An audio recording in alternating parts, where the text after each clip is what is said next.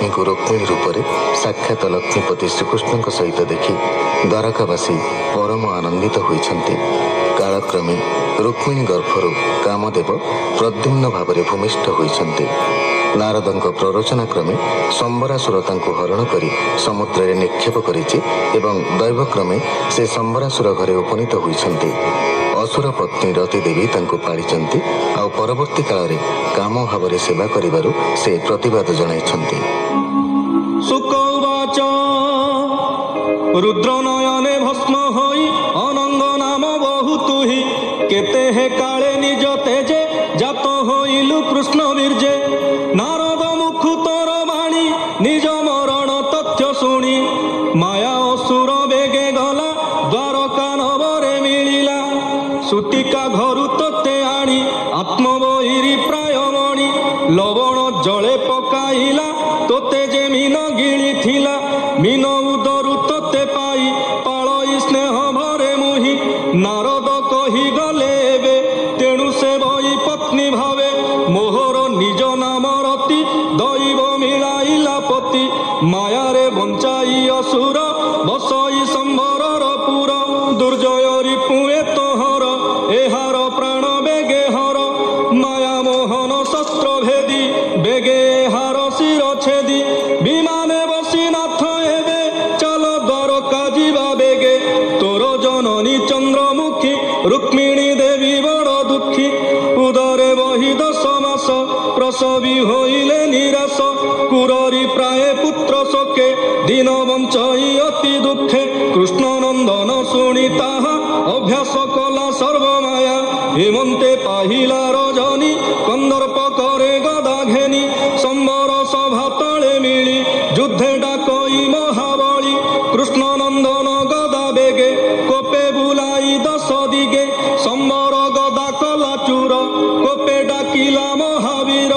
निज मोहिनी माया सत्व संबर माया कला हत निज खड़ग करे धरी प्रद्युम्न गगने संचरी संबर शिर बाम करे धरी काटिला कोप भरे मुंड पड़िला भूमि तले सुंदर किरीट कुंडले। संबर मारी कृष्ण बला सुवर्ण रथे विजय कला कोले बसाई मायावती बेगे चलिला द्वारावती। कृष्णर पुरे जेते नारी रुक्मिणी आदि मनोहरी कृष्णर प्राय ताकुमणि संभ्रमे लुचिले तरुणी। कामिनी रत्न तार कोले देखी भालंती काम भोले रुक्मिणी सुतकु अनाई वितर्क मने विचारई प्रसव काले कुमार शयन स्थानु नेला चोर। पुत्र सुमरी दुख मने क्षीर स्रवईबे निस्तने उलोके कंपे वाम भुज एहार अंगे कृष्ण तेज। रुक्मिणी हेमंत विचारी विजय कले नर हरि देवकी वसुदेव संगे कृष्ण मिलिले सुत आगे।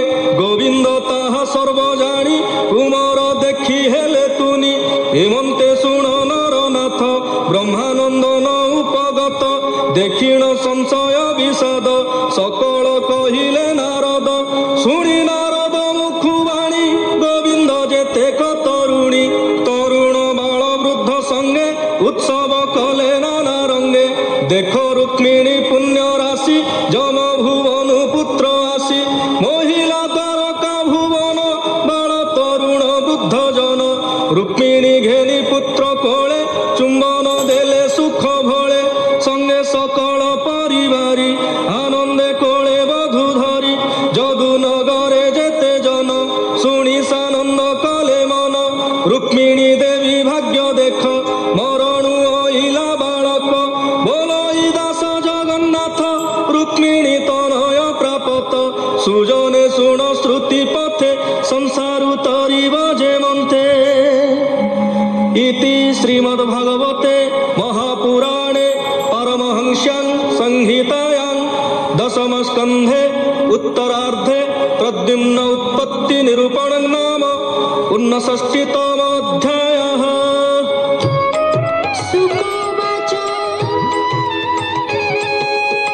कहन्ति सुख महामुनि सुन राजन साधु बाणी जदु नगरे सत्र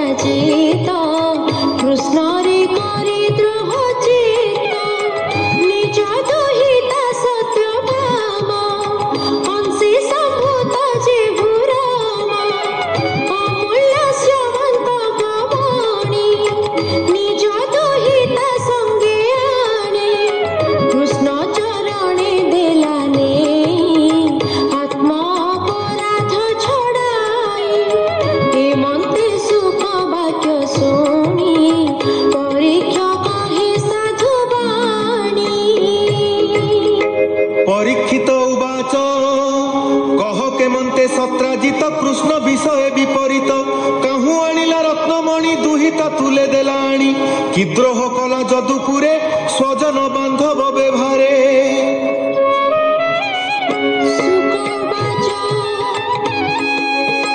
শুনি কহନ୍ତି ব্যাস সুত রাজন শুণ দেচিত অনেক তপে সত্রাজিত সূর্য সঙ্গতে হেলা মিত প্রসন্ন চিত্তে দিন মণি আপনা কণ্ঠু রত্নমণি সত্রাজিতর কণ্ঠে দেই তপন গলে দোষ হই হেমন্তে মণি কণ্ঠে ভরি আনন্দে গলা নিজ পুরী পথে আসন্তে সত্রাজিত দিশাই তৃতীয় আদিত্য মণির তেজে তার দেহি জন নয়নে নহে চাহি চাহিলে চক্ষু তেজ নাশে কেহি ন রহে তার পাশে দেখি সকলে পড়াইলে কৃষ্ণর নিকটে মিলিলে